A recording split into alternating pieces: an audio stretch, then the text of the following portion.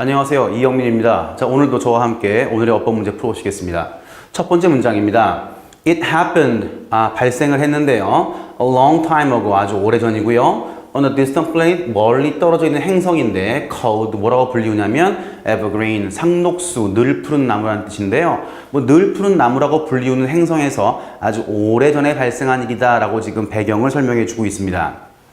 다음 문장에서요. 이 행성은 take 목적어 있는데 its name인데요. 이름을 가져왔다는 뜻인데 어디서 가져왔냐면 아주 아름다운 나무들로부터 그 이름을 가져왔다는 것이죠. 자, 이름을 가져왔는데 하고 지금 동사가 끝났어요. 동사가 끝났다는 이야기는 연결사가 추가적으로 발생하지 않는 이상 그 다음에 배치되어 있는 covered는 동사가 아니겠네요. 그럼 분사란 이야기인데요. 이 문장 내에서의 이 분사의 역할은 뭘까요?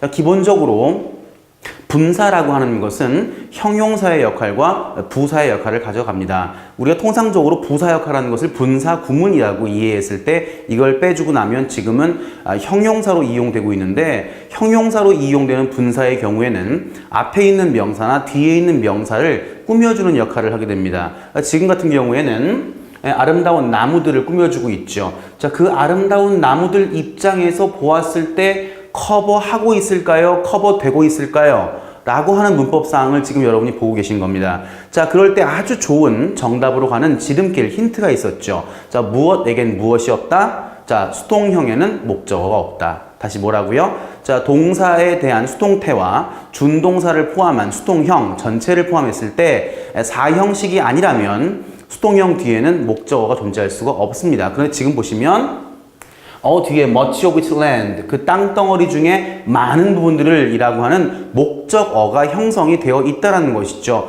그래서 봤더니 아름다운 나무들인데 어떤 나무들이냐면 땅의 많은 부분을 덮고 있던 해서 지금은 능동적 성격으로의 분사가 발생을 해야 하는 것이죠. 정답은 그래서 1번이고요. 1번 문제에 covered는 알맞게 바꿔준다면 covering이라고 들어가야 하겠습니다.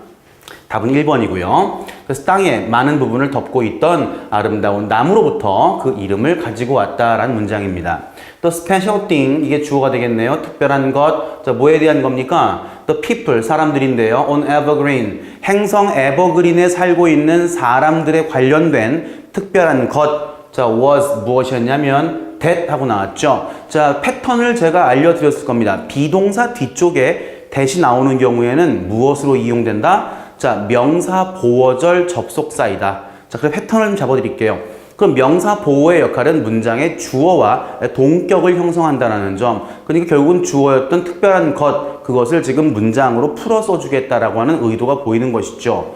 해서 특별한 것은 무엇이었냐면 everything, 자, 모든 것인데 어떤 모든 것? They had, 그들이 가지고 있던 모든 것은 was made of paper, 종이로 만들어진 것이었다라는 겁니다.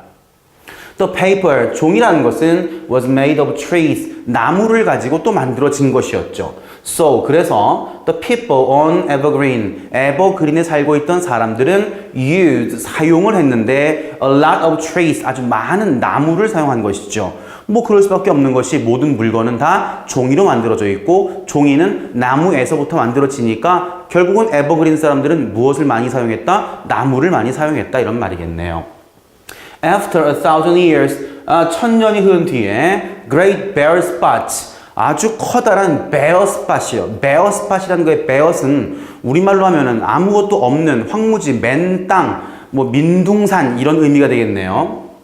그러한 것이 began to appear, 나타나기 시작했다는 것입니다. 자, 기회가 되면 어떤 그 뒤에 목적어로서의 부정사나 동명사 이거의 차이점을 짚어드리겠는데 일단 지금 같은 경우에 begin 동사가 나왔는데 begin 동사라는 것은 like 동사나 love 동사와 마찬가지로 뒤쪽에 부정사 목적어를 취하건 아니면 동명사 목적어를 취하건 차이점이 없는 그러한 동사가 되겠습니다. 따라서 뒤에 to appear에 나와 있는 것이 틀린 것이 없죠. 그래서 나타나기 시작했다. 어디서? 에버그린에 있는 숲속에서.